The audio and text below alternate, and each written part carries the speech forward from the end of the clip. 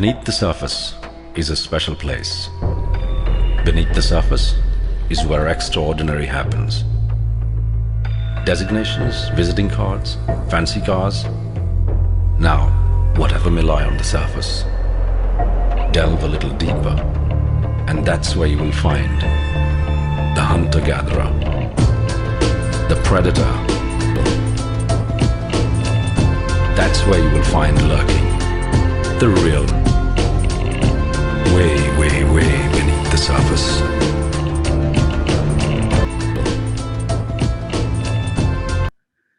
Hello, and welcome back to another episode of A Done Deal, a podcast where we get unique, relatable perspectives on entrepreneurship and leadership as seen from the eyes of seasoned entrepreneurs, investors, and executives. Our guest today needs no introduction. She is one of the most accomplished and seasoned veterans of the technology game in the Silicon Valley. She started out as a successful entrepreneur back in the 80s and the 90s and went on to become a senior executive at Apple. And in recent years, she's been a venture capitalist, currently a partner at Threshold Ventures. She's also been the protagonist of an organizational behavior case study focused on networking and growth taught at various business schools globally. She's also on the board of a few public and private companies and is one of the top 50 women in tech, amongst many other accolades. It is my great pleasure and an absolute honor to introduce my guest today, Heidi Roizen. Heidi, welcome to A Well, Done Deal. thank you so much, and thanks for having me. It's exciting to be here. So, Heidi, you've been a venture capitalist for the last 20 odd years. You've been through the dot com bust, the financial crisis, and now COVID. Um, is this the same or different? What are the trends? You know, I could say it's both the same and different. I think Hmm. there are elements that are the same anytime you go through something dramatic. And this is, at least in my lifetime, the most dramatic thing I've ever been through, right? Hmm. I've never not been able to leave my home and go shopping and do things like that. At the time we're speaking right now, my county I live in is on what's called Code Purple, Hmm. which means we're not even allowed to go to our offices or anything like that. And we're really supposed to stay home as much as possible. So, Wow. and you know, our lockdown in California began in late March. Hmm. And has been in various stages of lockdown since that time. So I think that between the climate crises we've seen in recent history, particularly in California with wildfires, with the political upheaval that America has been going through, and then with COVID, we have never been in times like this. On the Mm. flip side, I think anytime there is a time like this, there are certain rules you can apply, right? When you don't, you know, the crystal ball is cloudy. We don't know what it's going to look like. If you would have asked me in March whether we would be seeing all-time highs on the, you know, the Dow and all of that, I would have said, no way. You know, the economy is going to be in a crisis. And yet here we Mm. are sitting with these, you know, remarkable transactions. Again, this morning is the morning that the Slack acquisition by Salesforce Yes, was announced, the largest one in incredible. software history in a long time. So we're in a almost a best of times, worst of times situation. But I think that Yes. entrepreneurs can always learn from the past, Hmm. and particularly when it comes to companies that are venture backed, to understand that Hmm. when you're in uncertain times, the best thing you can do is protect your runway and understand how much capital you're going to need and how long that capital is going to last, because Right. markets could dry up at any time. Hmm. Even though they haven't, they've gone the opposite direction since Yes. March. I still believe that, particularly the way the numbers and statistics are going, again, here in the US, in terms of COVID infection and the rise in death, Yes. that we are going to be going through a couple rough months here. And so if I Yes. were an entrepreneur, I'd still be very cautious about how I spend my money. Well, very true. One has to, I suppose, go through difficult situations to develop that resilience. And in these unprecedented times of both using the word unprecedented and uncertainty, many of us as investors, as well as entrepreneurs, are feeling rudderless and we don't know what to expect in the coming months. Mm-hmm. Some of us have never experienced an existential crisis like this before. And COVID 19 has indeed thrown a spanner in the works. for a number of people who are all set to get into the world of entrepreneurship, which on its own is really wild. So what is your advice to entrepreneurs and founders on developing resilience in addition to sticking to one's vision amongst other things? How does one develop that resilience? Let me tackle two topics here, because you sparked one in my mind with your opening comments. So I'll talk about resilience in a second, but the thing I will say is most great companies are founded at times when there is some form of change, right? That could be a new technology, whether that was broadband or mobility or whatever, back in my day, the CD-ROM, the hard drive, that's how old I am. And new technologies enabled new types of business models to exist. Right. For example, a huge change with the advent of the internet was the freemium business model, because before that you shipped software in boxes and they cost money. Yes. And so that enabled entrepreneurs to do things they were never able to do before. If you look at the upside of COVID, and I don't mean to diminish COVID at all, it's been a terrible, terrible thing for the world. What it has forced people to do, though, is come up with new ways to do things. Everything in most people's lives has changed. How they go to work, how they seek their entertainment, how they educate their children, how they bank, how they shop for products, how they are entertained. It's all changed, and it's all gone to a virtual, what we call a virtual first environment, at least for the near term. Yes. Some of those habits are not going to change when the world goes back to normal, because actually it's easier to do certain things this way, or it's more effective to do things for certain ways, or it allows for different lifestyle choices when you do things a different way. And so I actually believe that 2021 is going to be a golden year for entrepreneurs to capitalize on this cataclysmic change of how vast swaths of the world population are going to do things. So I think it is a great time to be an entrepreneur.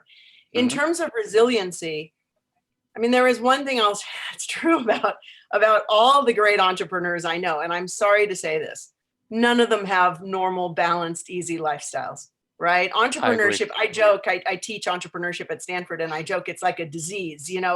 It's you can't, I say you become an entrepreneur when you can't not do it. When you are just so convinced that your idea is world changing that you can't sleep, you can't eat, this is your life. Your life becomes your company, as it was for me in my early days as an entrepreneur. And so resilience, and especially in this era, becomes that much more difficult, because I do believe people are best when they have three more legs to your stool, your life. If you only have one leg to your stool, which is you as an entrepreneur, if that breaks, your whole life breaks. If you don't have friends, family, community, religion, if that's something that's important to you, if you don't continue to nurture things other than just your entrepreneurial endeavor, you don't have things to fall back on when the world gets rough. And inevitably, the entrepreneurial journey is an extremely rough one. So I do believe that resilience of not only community, but also personal care, this idea that you do have to eat, you do have to sleep, you do have to get exercise. I meditate 20 minutes twice a day. I think I started 4 or 5 years ago with TM, and that's been a really life-changing thing for me. I think any form of meditation or finding a way to still and quiet your body and your mind is very, very important. I wish I had done that when I was an entrepreneur. I'm afraid I wasn't as enlightened as the entrepreneurs of today are, but I think those are all ways that you can develop resiliency. And I think the last point to that is a couple trusted, as I call them, fellow travelers, people who are experiencing the same thing at the same time as you. So finding other entrepreneurs who are willing to talk to you, who are willing to get that phone call from you at 11 o'clock at night when you're furious at your investor or your co-founder and you just need to blow off steam and you need someone to talk to. That's really important. And the more you can find fellow travelers, people who are experiencing something similar, so that they can really have a level of empathy and even advice that you may not get, from your mom, Hmm. the better I think you're going to be able to do. Yes, and you're absolutely right. Having such people in your life does make that difference. And yes, they're called mentors. They're often rebranded as advisors, board members on your Mhm. startup. Plain vanilla mentors guide, a free resource, amongst other Yes. things. And but again, in the grand scheme of things, how do you separate the wheat from the chaff? I remember you were a part of a case study, a very famous one, something I studied at LBS back in the day. One particular phrase caught my attention, and that was mentor capitalist. Mhm. Do you mentor people outside of your portfolio companies as well, or how do you decide who to mentor? No, Is it a I science, an do. art? It's a little bit of a challenge given that my job is to mentor people. So it's hard to do a lot of extra. My main focus for mentorship is our portfolio, and particularly the people in the 6 companies on whose boards I serve. Hmm. Secondarily, or I guess primarily also in that tier of commitment, is my commitment to the Threshold Venture Fellows program, which is a program that we run at Stanford University for master's students in engineering. Okay. And we have this year, we just selected our cohort. We have 15 students, and I co-teach that with Professor Tina Seelig at Stanford, and we put the students through a 6-month, fairly intensive, it's a seminar series and a lecture and a discussion series on entrepreneurship. Okay. And we really try to build community among those 15 students. And so those are my primary ones. I am almost willing to take a meeting, a lot of people contact me for mentoring and for advice. And I think it's partially because of the case. The case is very popular, and it's kind of funny because every time the case is taught, I'll get like 200 LinkedIn requests from a particular school, and I'll know, oh, it got taught there. And very often I'll also do, as I've done with both LBS, ISB, Harvard, Stanford, Wharton, just all those are ones I've done in the last year or two. I often speak via Zoom or some other format that Okay. allows me to be remote to those students. And so one-on-one meetings is quite hard, because if I could fill up all day, every day with one-on-one meetings, and I'm sure. I can't really do that. But I do try to at least answer if someone emails me, and if they have a specific question, or they're wanting me to forward their resume to one of our portfolio companies or something like that, I certainly try to be helpful. I think it's a, pay it forward thing that one can do. Mhm. And then honestly, I have some women entrepreneurs in particular. I mean, they're both male and female, but I particularly have some women entrepreneurs that I've met through my career, who I have become a loose advisor or mentor to, simply because, I had the experience myself. And so I Okay. have a collection of people that I have no official relationship with, but they're people that I've, they've attached themselves to me, or I've attached myself to them. So, Okay. yes. Okay. And what mentors have been formative to your career? Do you uh, I've do you been have any? very fortunate. I've been very fortunate. I would Okay. say I can put them in sort of a couple buckets. One was, my father was an entrepreneur, Okay. and not always a successful one, by the way. Went through bankruptcy when I was, I think, in junior high.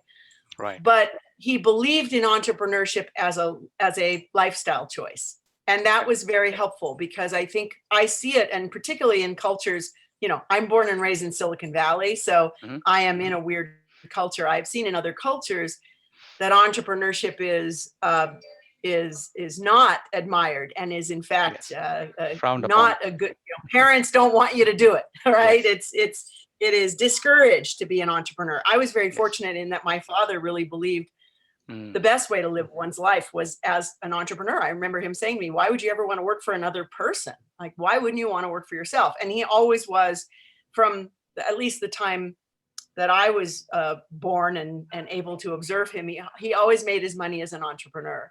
Okay. And as I said, not always successfully, but ultimately he was able to build the lifestyle he wanted without having a job. And so he supported that in me. And when I and my brother decided we wanted to start a company, Mhm. My family was very supportive of that. They didn't think it was weird that I would graduate from business school and get a job that didn't pay me any, But where you, we weren't sure we were going to make any money, and my student loans were piling up and all of that. So, I didn't come from a wealthy family. So, so my father was number one.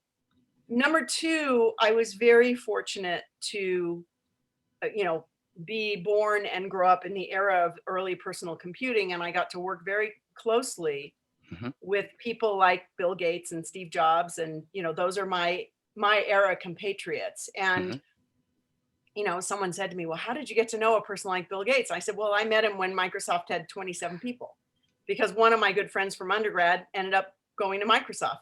Okay. So, I met Bill in 1983 or 84, back when Bill wasn't Bill.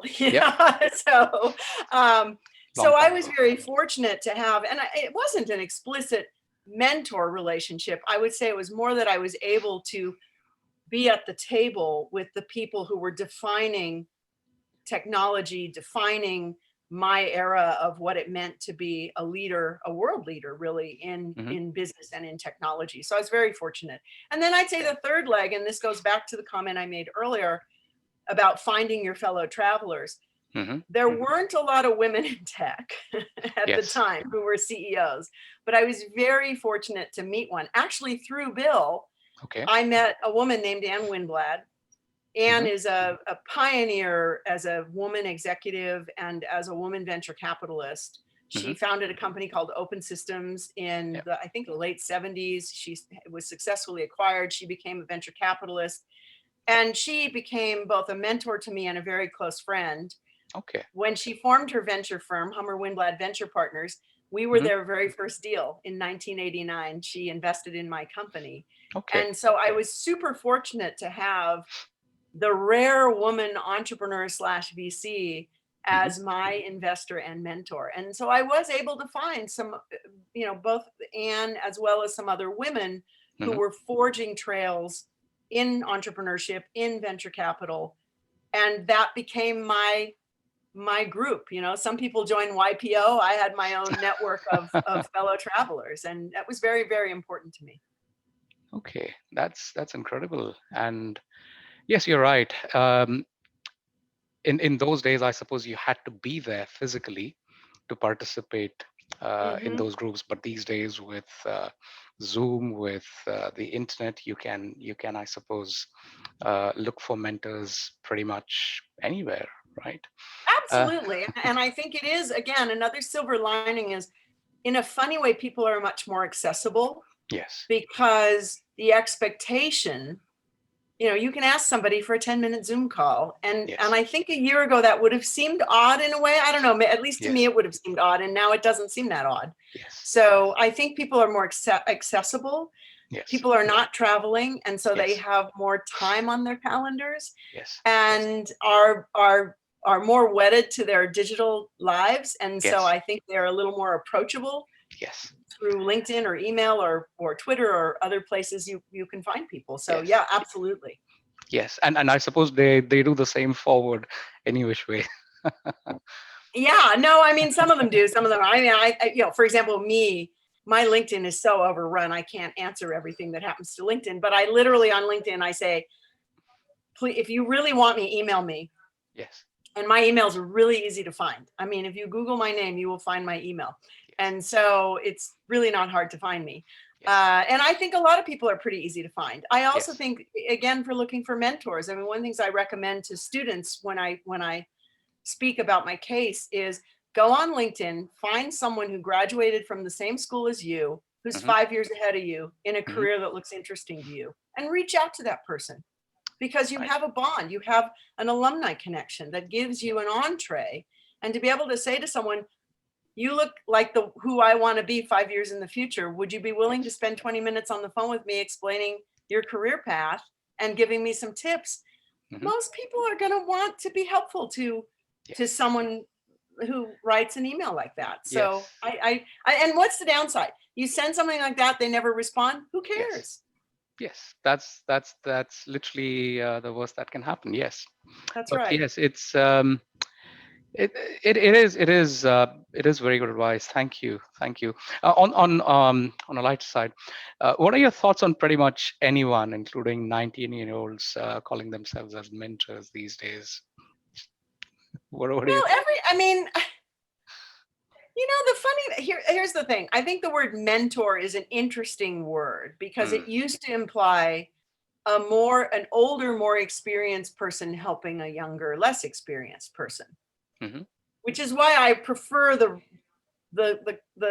expression fellow travelers. To me, hmm a fellow traveler can be anyone. They can be older, they can be younger, they mm, can have more experience, they can have less experience. And I like the idea of your relationships that are going to bring value to your life and your business life being more of the fellow traveler than the mentor. I think people should develop both, and I think you mm, should figure out how to do that. mm. But one of the things I tell students is everyone has something to offer. I've had some really funny situations where people have wanted my time and my advice, and they've offered to do funny things. Like I gave a speech one time in Cincinnati, Okay. and a woman came up to me afterwards and she said, I really feel like you could give me some career advice. And I didn't have time to sit down with her for a half an Mm, hour. And I said, I'm sorry, but I don't have any time on this trip. And she said, well, how are you getting to the airport tomorrow morning?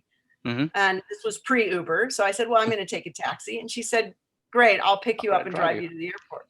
So Okay. she drove me to the airport and we talked the whole time. Right. And by the way, she had to come get me at 6 a.m. So, Yeah. but it People ended are up being, serious. it Yeah. was fun for me. I've had students, again, I live very close to Stanford, so I meet a lot of Stanford students. hmm I had a student who wanted to get advice from me, who was also a personal trainer. And so Okay. he would come and train me while he asked me questions. Okay. I've had babysitters, bartenders. It is kind of funny, but definitely there's always something you can do for someone else. Yes. Even one of the things I think that's fascinating is I think that people in their 20s or even 30s are way more technologically literate than Mm, people like myself when it comes to things like social media hmm and and just things that as much as I've grown up in technology my whole life, my daughter still laughs at me sometimes when I can't figure out what the right setting on my iPhone is. And so one time someone offered to do an audit of all my social media and help me make my settings more appropriate. So Right. I think you just need to be creative about what you can offer someone else. Yes. That's a fantastic way to look at things, I must say. Uh, but I like the word fellow traveler. I'll start using that with your permission. Good, me too.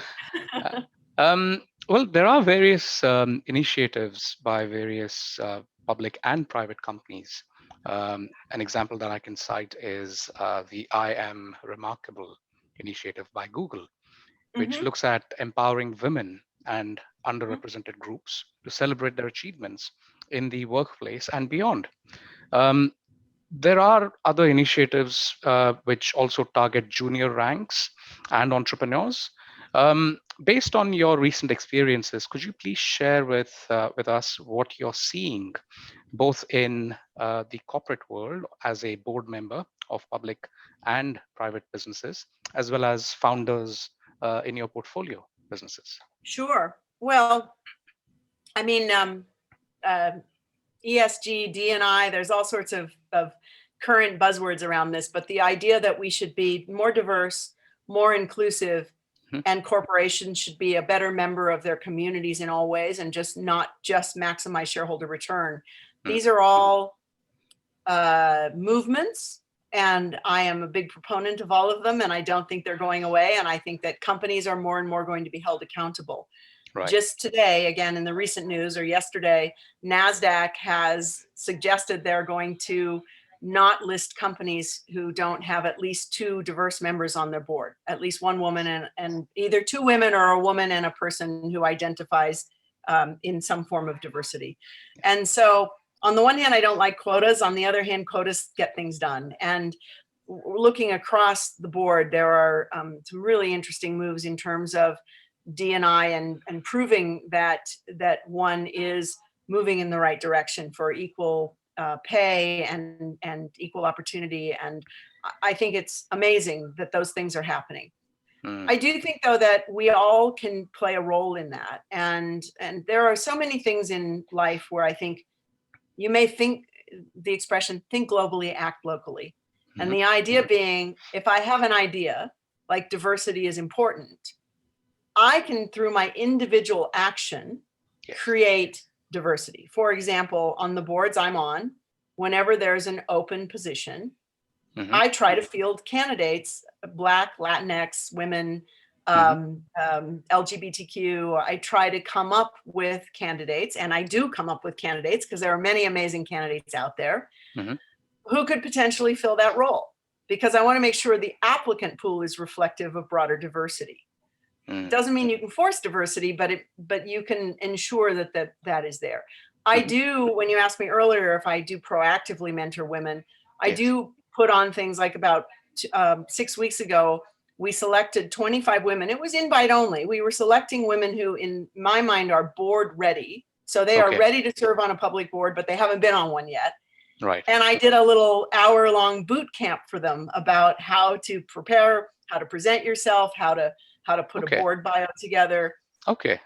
And now I have 25 more resumes that I can put forth to those things, to those opportunities as they arise. Wow. I think that that members of diverse communities, when you're in a company, the best thing you can do is support the other people in your community. So I give this example very frequently, is, let's say, and I'll use a woman as an example because it's easier. That's my diversity. Sure. If there are two women in a room and everyone else is male, the women have to figure out how to support each other. Because if you think it's a zero-sum game and only one of you can be successful, you're not actually lifting everyone. Yes. You're not forging the path. So one of the things I've suggested, and sometimes you can do this, you can do this because you plan it ahead, but sometimes you just, if you have this attitude. So you're in a meeting and people are asking, they're expressing their views, and often it's hard for women to break into those conversations. Yes. If I'm Heidi and I'm in the room and there's another woman named Anne in the room, I can say, excuse me, I'd like to hear what Anne thinks. And that empowers Anne. That shows that I respect Anne, and I'm giving Anne the floor, right? And you can do that, again, if you are a member of a diverse or even non-diverse, right? If you want to make sure that diversity has a voice, give them the floor. Like, that is such an easy move to do, but people don't do it, right? And I think it's a really wonderful thing to do. And I think that this opportunity to form these loose networks, to say to someone else, how can I support you? Give me an action I can do that would help you raise your profile. And in return, here's one you can do for me, right? And I just think that we have to be more proactive about these things. I'm completely with you. Couldn't agree more. Especially with the diversity in terms of experience, in terms of upbringing, in terms of perspectives towards life, towards time, towards integrity, towards pretty much everything. It changes when you have lots of diversity, lots of people from different backgrounds, different geographies, working on the same thing together. And I think it is hard. I mean, look, I think we all grow up with our biases. We all grow up with our backgrounds. We all grow up with our experience set. Yes. And it is hard to break out of that. Very personal story, but I have a transgender, non-binary child. And learning about trans and non-binary was something that happened that became very interesting to me, because I love someone who is that, right? My child. And I've actually blogged about it. If you go to my Medium, I blogged about my child, and also my child mostly, but with a little help from me, but mostly it was Sable, my child, wrote something for Trans Awareness Week about how to have a more welcome workplace for trans and non-binary people. Is that something I would have done if I hadn't had the the very direct experience of having a child identify as such? Probably I wouldn't have been as aware of it, obviously. I mean, I was very much more aware of it because of that. So I think that that personal experience. Yes. And as we have more diversity in the workforce, we will all have more experience with diversity in the workforce. And Yes. so it will make us, I hope, more acclimated and inclined to be helpful in that regard. Yes, absolutely.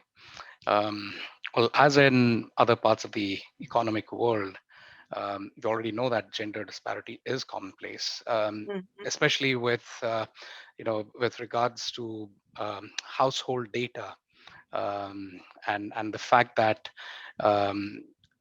women often are the ones who spend the most amount of money in any household, as high as 70 to 80%.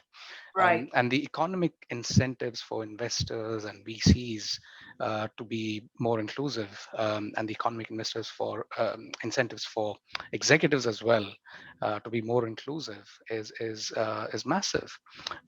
As a result, it is still quite unclear why this potential for women and diversity isn't really reflected in VC firms as well.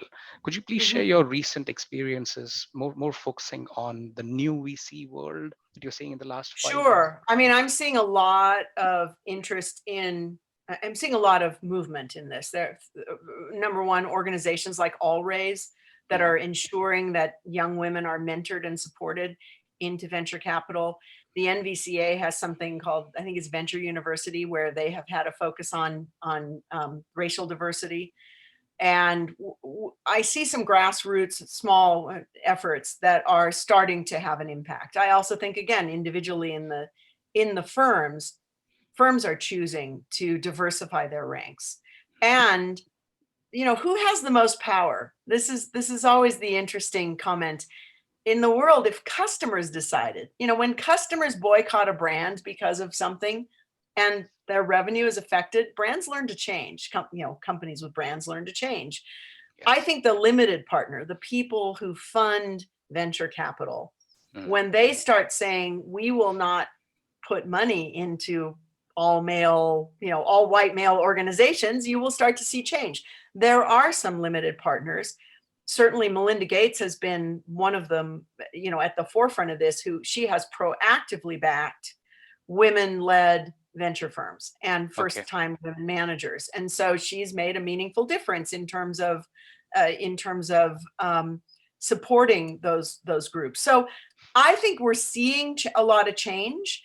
Mhm. These things that go slowly, venture formation and venture evolution and venture careers are slow. And I think sometimes you're more likely to see change by new firms starting up Yes. as That's opposed true. to an old firm Yes. changing. Because at the end of the day, venture firms are largely, they are partnerships, which means a group Yes. of people come together and decide they want to work together. And in Yes. the past, that was often people who knew each other Yes. from some prior environment. It was often tech, and they were often highly male dominated environments. And so, I think the lack of gender and even racial diversity in VC Mhm. was a manifestation of that, and not Mm. necessarily, we should not assume malintent. We should just assume, just like startups, a lot of Stanford startups are started by the people who sat next to you on either side while you took computer science. Well, if you're Yes. sitting in there with a bunch of guys, and then you go back to your fraternity where you're living with a bunch of guys, Yes. you start companies with a bunch of guys. And that's Yes. kind of, people do things with people they know. And so I don't ascribe that to malintent. I ascribe it to doing what's easy. Yes. And let's face it, entrepreneurs should do what's hard. We are seeing many more women at the helm of entrepreneurial companies. I would say in the Mhm. last 3 years or so, I would say close to half, if not half, of the companies that we have funded at Threshold have Mhm. had women CEOs. So Okay. I'll have to go look, but I'm pretty sure I'm right. It's probably about 40%. Okay. And why is that? I think in a way it's because we have 2 women partners, but interestingly, Josh Stein, one of our male partners, has probably has the most female entrepreneurs. Okay. You know, he is our enterprise SaaS specialist, and a lot of women have started enterprise SaaS companies. And so I won't say a lot. Some awesome women have started enterprise SaaS companies like Launch Darkly and Front, and we have been fortunate enough to invest in those companies. But there are other women-led companies that my for example, my partner Emily Melton, who focuses on healthcare, backed a company called TIA, which is led by 2 women founders in women's healthcare. And so we're seeing more women entrepreneurs. Yes. And Definitely. we're very fortunate to see them and be able to back them. Okay. And what about women VCs? What advice? Well, there are. I mean, again,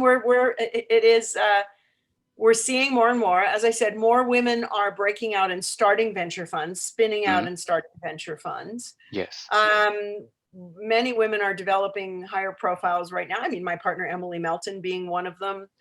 Kristen Green.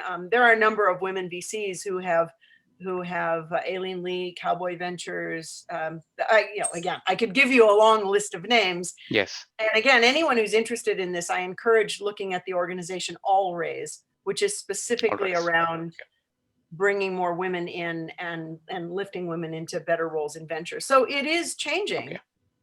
But I do see it more at the younger funds and as opposed to the really established older funds, but now the older funds, Sequoia has a female partner, and Benchmark has a female partner, and there are a number of female partners in that funds that did not have women at the partner level before are bringing women into those roles now. Okay, and what specific advice do you have for men in the industry to help address the lack of female representation in VC? Well, this is something I talk about a lot. I'm not anti-male. Of course. Hey, some of my best friends are male, and I work with men all day long, and I enjoy working with men. And this isn't about putting men down and put women up.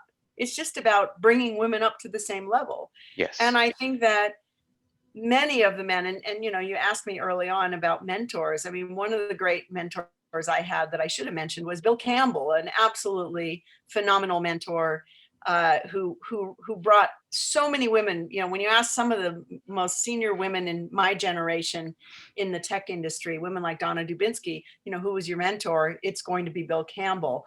And Bill was just very proactive about helping women and ensuring women had a seat at the table and recommending women to roles and giving them his time. And that made a difference. And so I think for men, and I will say this, the men who are the most proactive, if I were to stereotype, which I shouldn't, but I will say, like when I write a blog post about the importance of supporting women, the men I hear from are the fathers of daughters.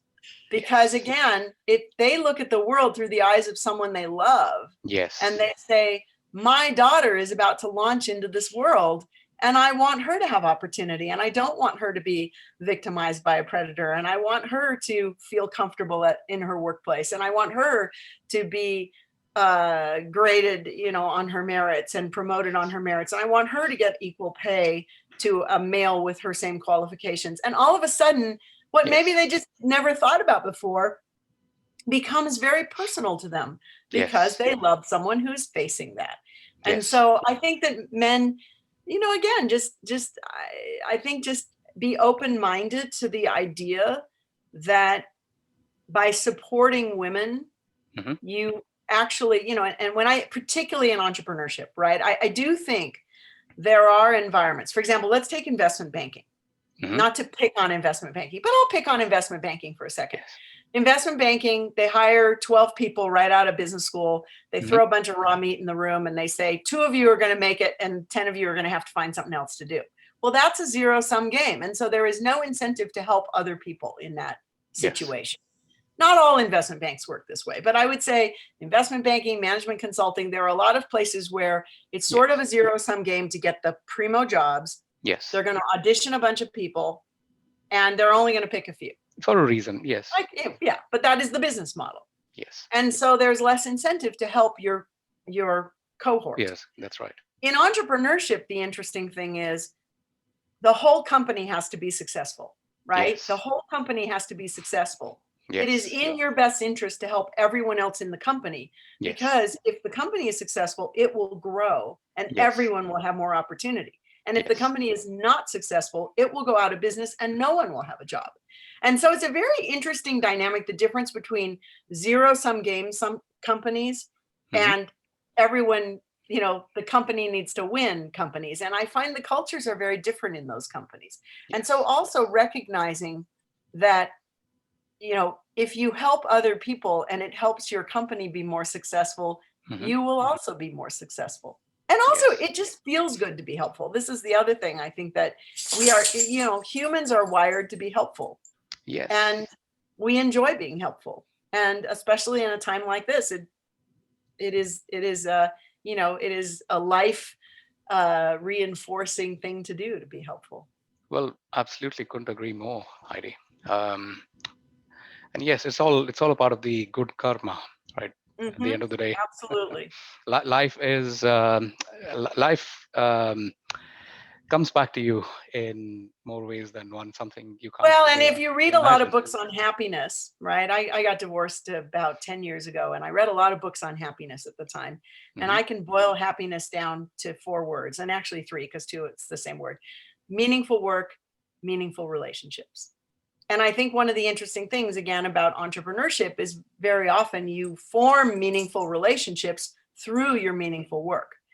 Some of my closest friends are still the people I worked with at Teamaker, a company that we sold, more than 25 years ago. And I'm still friends with the people that I worked with there, because we formed these intense bonds at the time. There was no competition between you. You're friends, aligned, doing things together.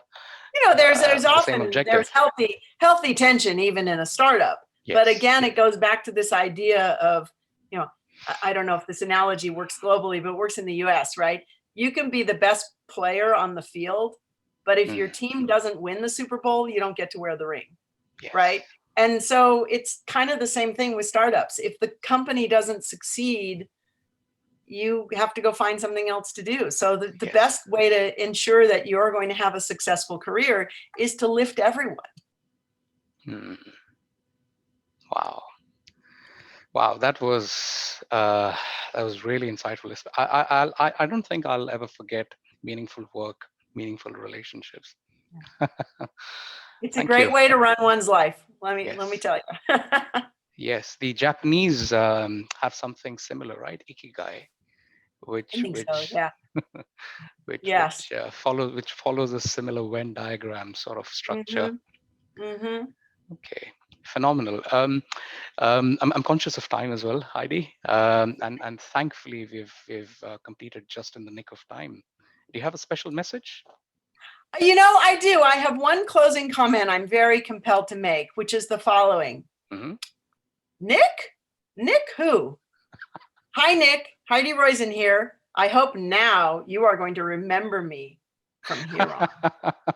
Oh, well, thank you. Thank you. It's an inside joke, everybody. It's an inside joke. I'm hoping it landed. Heidi, thank you so much again for setting time aside for the podcast. I'm truly grateful for your time today. Really enjoyed our conversation. I really enjoyed it too. You are the master at asking great questions, so I appreciate it very much, and really enjoyed the conversation. So thank you. All right. Well, folks, that's all for today in our latest episode of A Done Deal. Thank you for listening in, and please do subscribe to the podcast on iTunes and Spotify. Signing off then. Have a great day. Bye-bye.